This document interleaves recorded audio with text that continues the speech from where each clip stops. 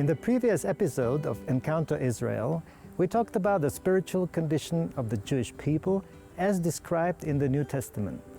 We saw that both Paul and Jesus quote a passage from the prophet Isaiah, chapter 6. Isaiah had the vision of the Lord and His glory, and then heard the voice of the Lord saying, "Whom shall I send, and who will go for us?" And Isaiah said, "Here am I, send me."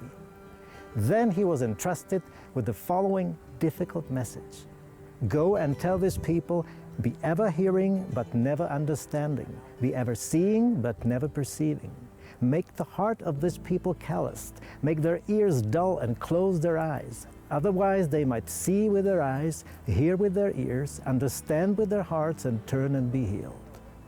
Note the first reaction of the prophet. He asks, for how long? Unlike the early church fathers who claimed that God was finished with His people, Isaiah understood the message of punishment, but assumed that God would not punish Israel forever. He knew that God is faithful, and concluded that it was only a matter of time when God would turn His face towards His people again.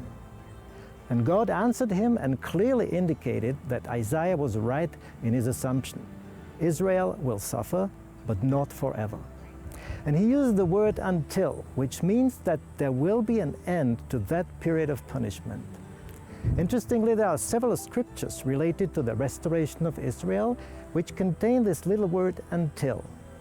Compare with Romans 11:25.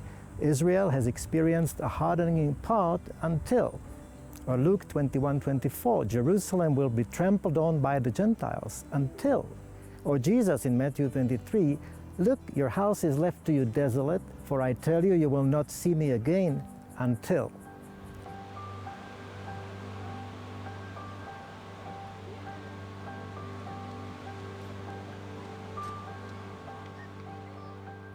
All these scriptures point to the fact that the day will come when Israel's spiritual condition will change.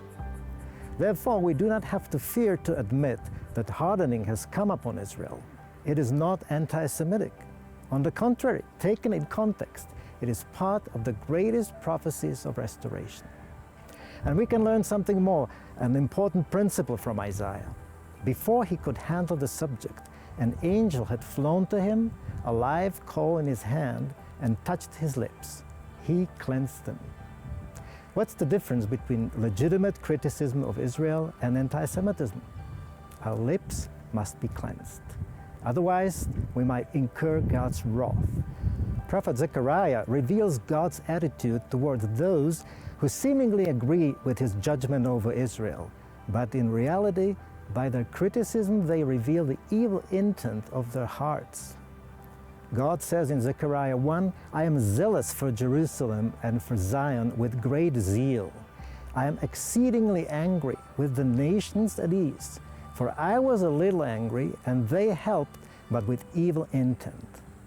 Let us therefore examine our hearts before judging the Jews. In the next episode of Encounter Israel, we will look at the answer God gave Isaiah.